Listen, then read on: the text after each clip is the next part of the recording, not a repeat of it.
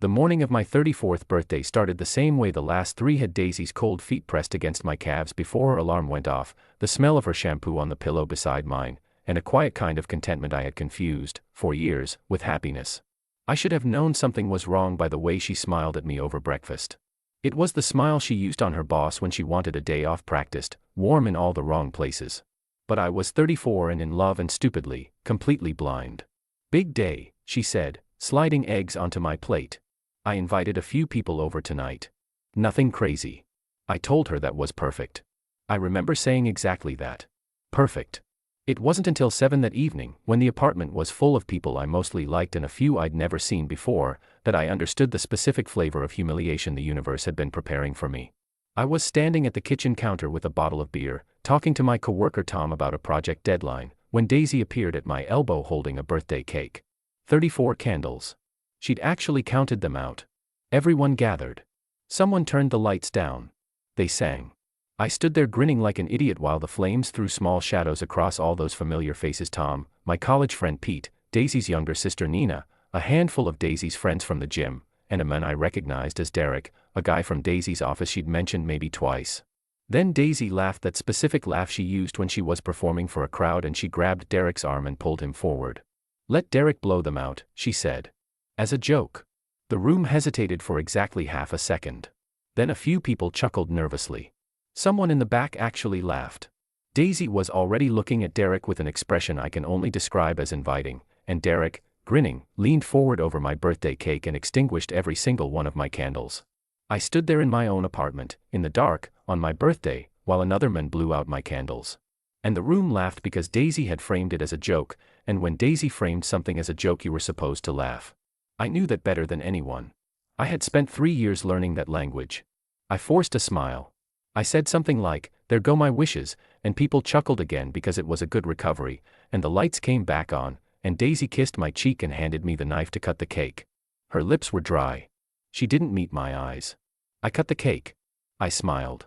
I talked to Tom about the project deadline some more, and I had another beer, and at 11 o'clock I thanked everyone for coming and helped Daisy load the dishwasher after the last guest left.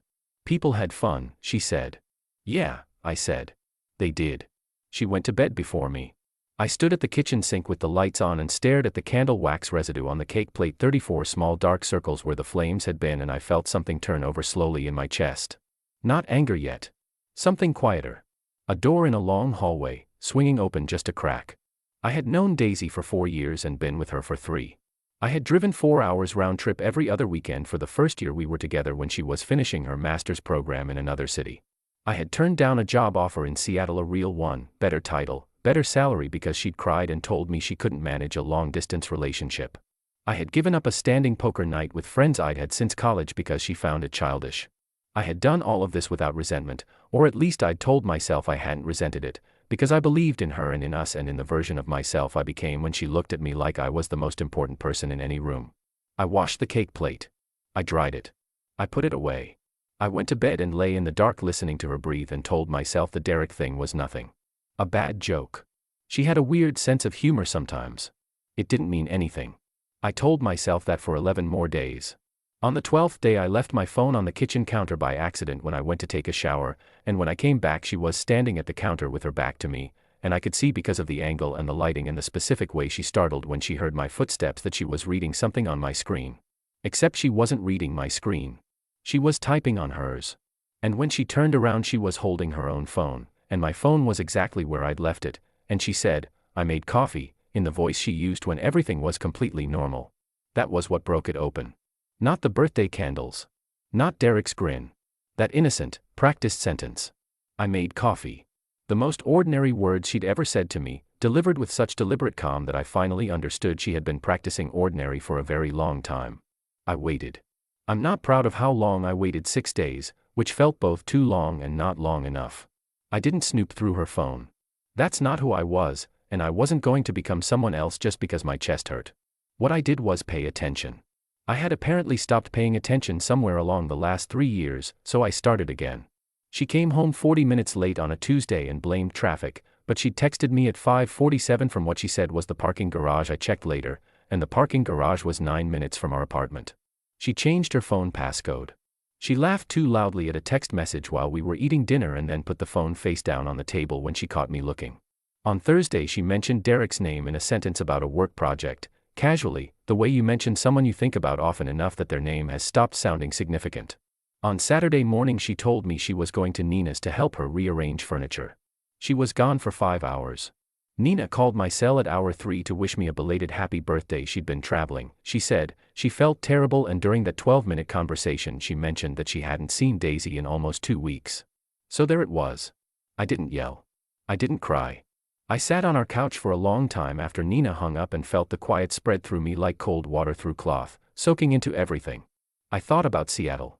I thought about the poker nights.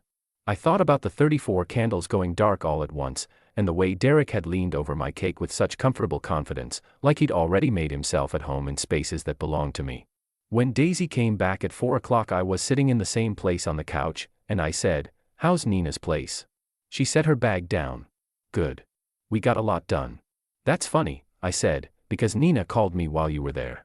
She said she hadn't seen you in 2 weeks." The silence that followed was the most honest thing that had passed between us in months. I watched her face cycle through denial, calculation, something approaching grief, and then, finally, a collapsing sort of relief, the way someone looks when they've been holding their breath for a very long time and someone else has given them permission to exhale. "Robert," she started. "Don't," I said. Not loudly. I didn't need to be loud. "Don't tell me it's not what it looks like. Don't tell me you were going to end it. Don't tell me you didn't want to hurt me." I stood up. I felt very calm and very far away from myself. "Just tell me how long." She told me 4 months. Then she corrected herself to 5.5. I watched her correct herself and understood that the first number had been a strategic lie, a smaller wound she'd hoped I might accept, and that even now, in this moment of confessing, she was still calculating what she could get away with. "Was it Derek?" I said. It wasn't a question. She nodded. "From your birthday party," I said. Another nod. I almost laughed. I almost actually laughed, standing in our apartment on a Saturday afternoon, because the specific cruelty of it was so complete it had circled around to something almost architectural. She had brought him to my birthday party. She had handed him my candles. "You let him blow out my candles," I said. "Robert, that was just a joke," I said. "I know. You've always been funny." I went to the bedroom and took out the bag I used for overnight work trips and I put in enough clothes for a week. I was very methodical about it. Socks. Shirts. The charger from beside the bed. I paused at the nightstand and picked up the watch she'd given me for Christmas 2 years ago, a nice one, more than she should have spent, and I set it carefully back down. I came back to the living room and she was standing in the same place, arms crossed over her chest, and her eyes were wet. "Where are you going?" she said. "Somewhere else," I said. "We should talk about this." "We just did," I said. And I walked out. I stayed with Tom for a week, sleeping on his couch, eating his cereal, watching his television with the volume low while he was at work. He didn't ask many questions. He was a good friend and he understood without being told that I needed somewhere to land, not someone to talk to. On the 3rd day I called a lawyer, a friend of my father's I'd met twice at family parties. She told me that since the apartment was in both our names, I had options, and that I should document everything before making any financial moves. I thanked her and wrote everything down in a notebook. Dates. Times. What Daisy had said. What Nina had said. Everything. On the 5th day I called my manager and asked about reopening the conversation about the Seattle position. He told me the original role had been filled but that they were expanding the Pacific Northwest team and that there might be something worth discussing in the next quarter. I told him I was very interested. On the 7th day Pete, my college friend, the one from my birthday party, texted me that Derek had a fiancée. Her name was Carol. They'd been engaged for 8 months. He'd heard it from someone who worked with Derek, someone who'd seen what happened at the party and had been sitting with the information ever since, uncertain what to do with it. I sat with that for a long time. Then I did something I had not planned to do. I found Carol on social media. It took about 4 minutes. They were engaged, she had photos, and I wrote her a private message. I kept it short and factual. I told her my name. I told her what I knew and when I'd found out. I attached a photograph I'd taken of a text exchange I'd discovered on an old shared tablet. Daisy hadn't realized I still had access to nothing graphic, but specific enough. Names, dates, a particularly damning line from Daisy that made the nature of the relationship unmistakable. I told Carol she deserved to know, and that I was sorry, and I left my number in case she had questions. She called me the next afternoon. She was steadier than I expected. We talked for 40 minutes. She was an accountant. She had a dry, precise way of processing information, the same way I imagined she processed spreadsheets, noting the error, tracing it back to its source, deciding what to do about it. By the end of the call I felt a strange solidarity with her, the kind that only exists between people who have been made into fools by the same person. "Are you going to confront him?" I asked. "I already did," she said. 20 minutes after I read your message." She didn't say what happened after that, and I didn't ask. Meanwhile, Pete had apparently decided that if the information was already in motion it might as well travel to everyone it was relevant to. He mentioned it to a mutual friend, who mentioned it to 2 others. I hadn't asked him to do this and I couldn't entirely blame him for doing it. Daisy had stood in our shared space and served people cake while she'd been lying to me for 5.5 months. There was a natural gravity to the truth, and once it started moving, it moved. Within 2 weeks, most of the people who had been at my birthday party knew what had happened. A few of Daisy's gym friends went quiet on social media, the digital version of taking a step back. Tom told me that at a happy hour she hadn't known he'd be at, things were visibly awkward, that people were pleasant to her face and then got careful with their words after she left. Derek lost something more concrete. His company had an ethics policy about inter-office relationships that required disclosure, and since he hadn't disclosed anything, when the situation became known through the particular ecosystem of mutual connections that these things travel through, it became a professional problem. I had not reported him to anyone at his company. I want to be clear about that. I simply told the truth to the people it directly affected. The rest was his own architecture collapsing under its own weight. Carol, I learned from a brief update she sent me 3 weeks later, had returned the ring and dissolved the lease on the apartment they'd been planning to move into together. She wrote, doing better than she'd expected. I wrote back, so am I. Because I was starting to be. There is a particular kind of grief that comes after a long relationship ends, not the sharp grief of sudden loss, but something slower, more like renovation. You go through the rooms of yourself and find that some of them were furnished entirely for another person. You clear them out. You repaint.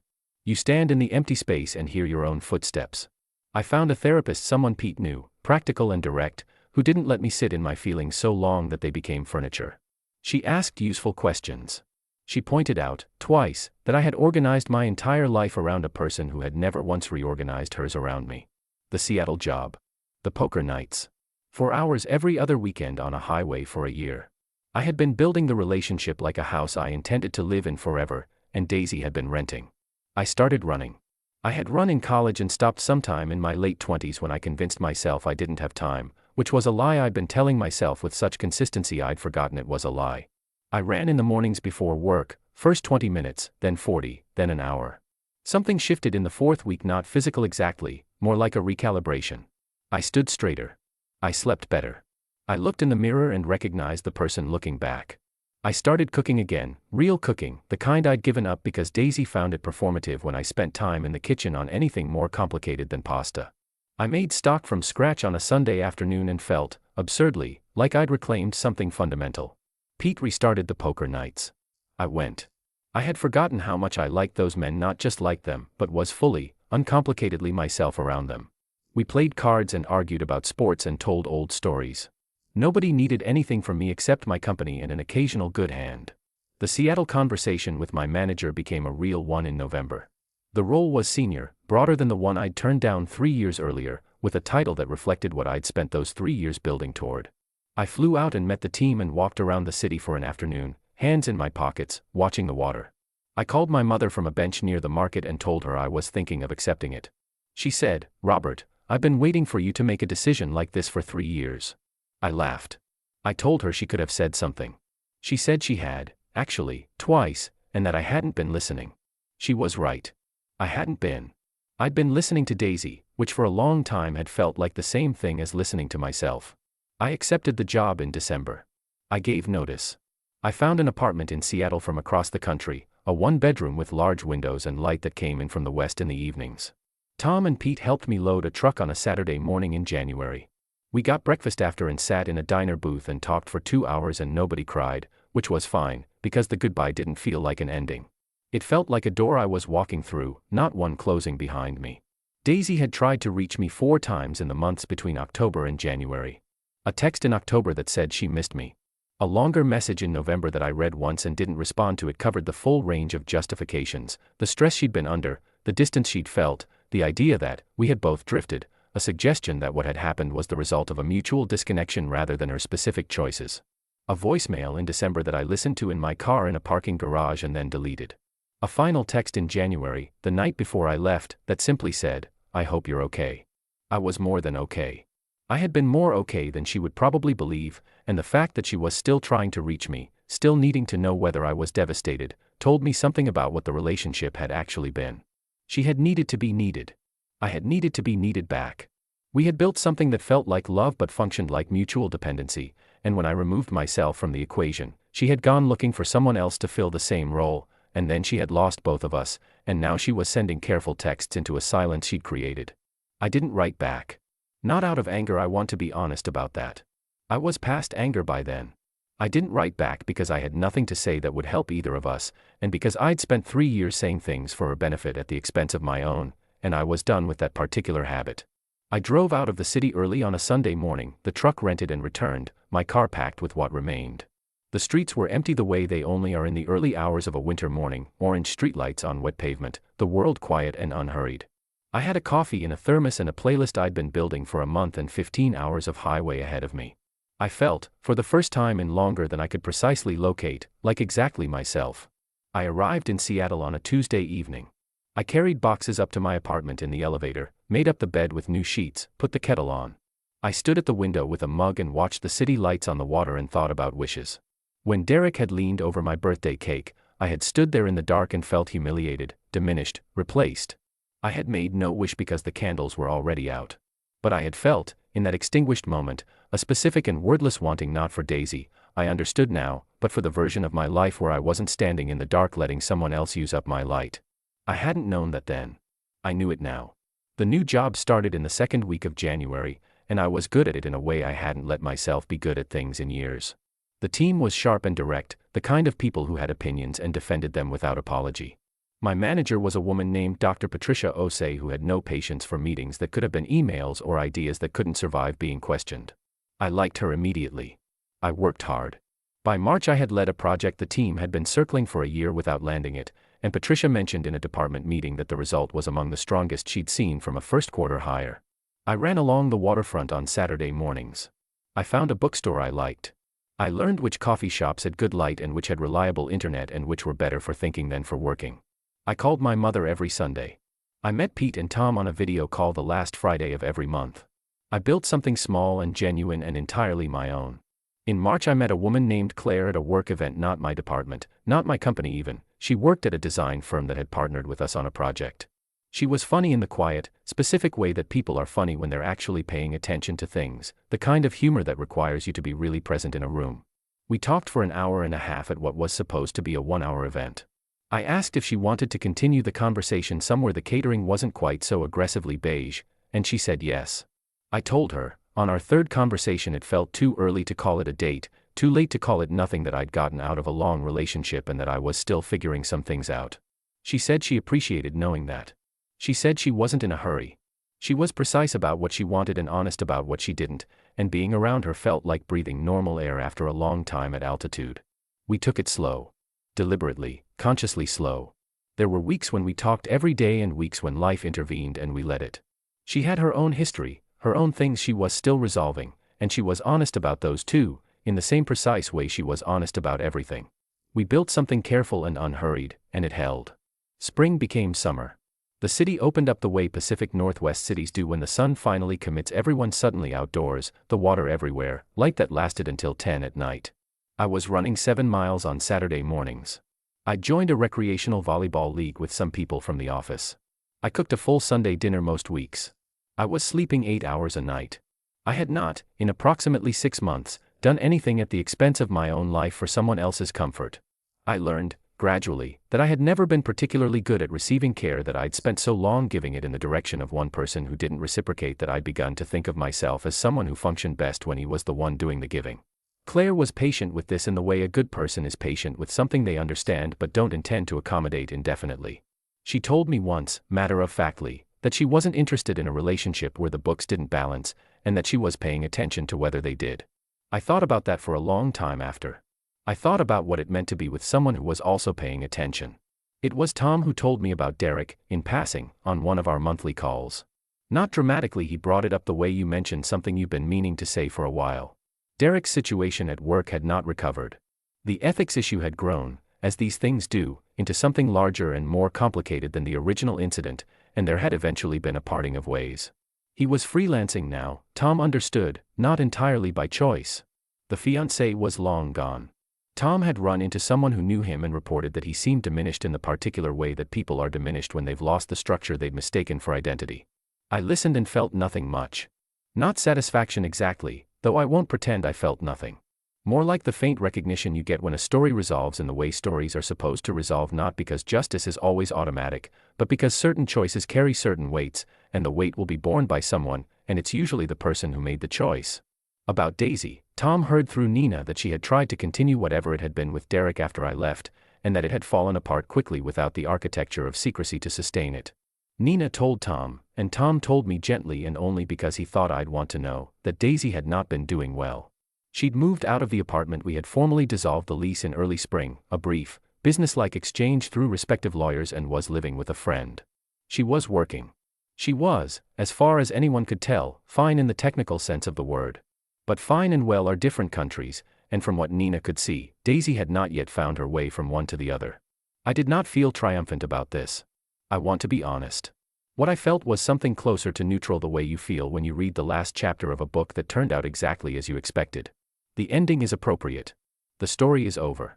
I was in Seattle on a Saturday in late June, coming out of the bookstore with 2 new books and a coffee, when my phone buzzed with a number I'd deleted but still recognized the way you recognize handwriting or a particular ringtone. I looked at it for a moment. The street was busy, summer bright, people moving around me in both directions. I put my phone back in my pocket. I stood there for a moment in the sun with my books and my coffee and thought about a birthday party 11 months ago, about 34 candles going dark all at once, about standing in the extinguished light and feeling like something had been taken from me. I thought about how wrong I had been about what was being taken. What had gone out, that night, was not mine.